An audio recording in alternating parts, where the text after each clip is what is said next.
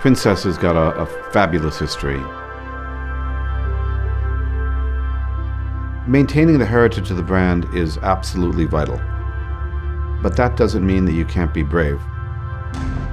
When we start a project, one of the first questions I ask the team is, what's new?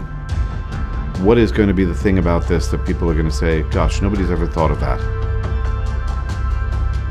In Princess, we relish trying to figure out how to rethink the way we do things, rethink how we do naval architecture, rethink how we do design. To innovate is to do things that the others are scared to do.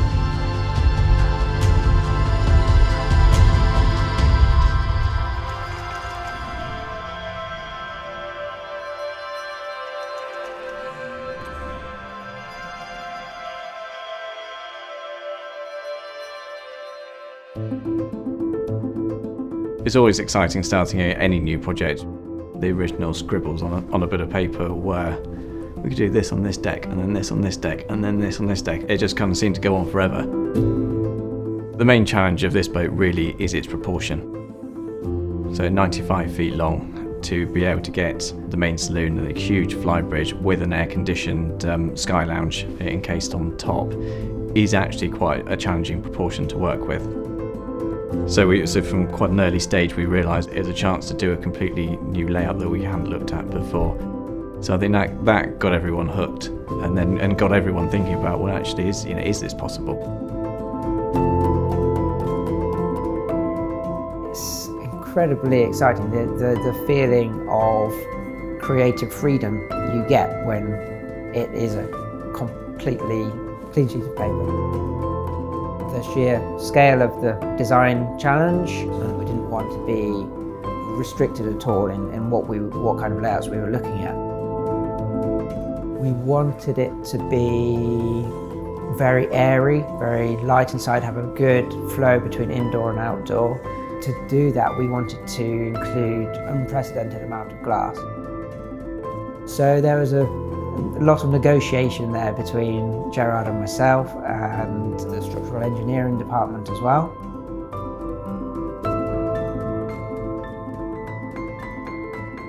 The challenge there for us was to make a hull that would support the weight of that volume of accommodation on that waterplane. That requires innovative ideas. We didn't limit ourselves to the type of hulls that we had previously designed. We took this whole series that we had developed and used machine learning algorithms, and that allowed us to meet the requirements of this new challenge. We had never produced a hull that looks like this before.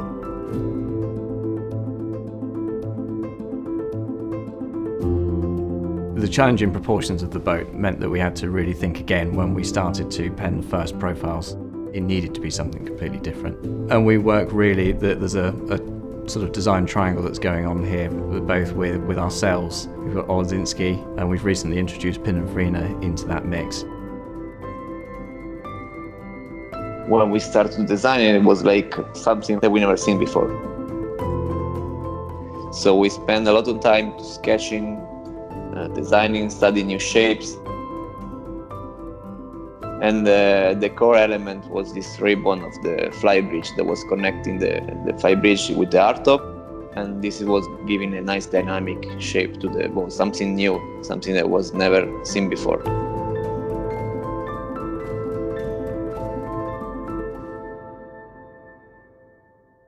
From an interior styling point of view, we started from scratch effectively and set a completely new styling language for this.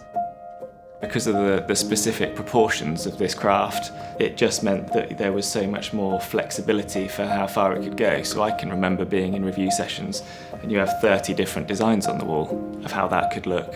And we're narrowing that down to 4 or 5 before they get developed that little bit further.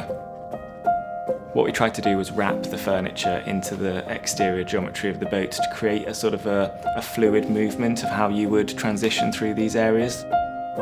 She's got probably 30% more internal volume than any other 95-foot boat we've designed. So the temptation is always to fill the volume. but actually we wanted to create a really architectural interior on this boat. So we deliberately didn't want to fill the space. We wanted there to be a lot of design elements in there, but when you walk in, it's a sum of all the parts. It's walking in and going, there's something about this. I can't put my finger on it, but it works. With every yacht that we work on, you're always trying to push the boundaries, so it's not okay for it to just be good. It's got to be as close to perfect as it can be. The X95 is the ultimate living space, both inside and out. In terms of volume, in terms of comfort. She's architectural, she's different, and she's going to make heads turn.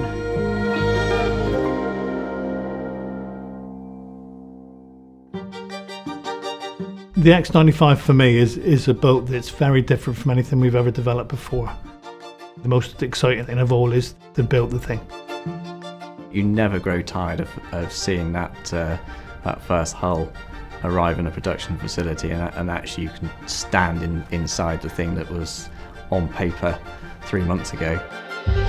We couldn't have really foreseen from the outset what this would have looked like at the end. And that's the beauty of the design process. You start off with a blank sheet of paper, you end up with something that is really remarkable at the end of it, that no one in the world has seen before. It's a brand new concept. I am incredibly excited by this product.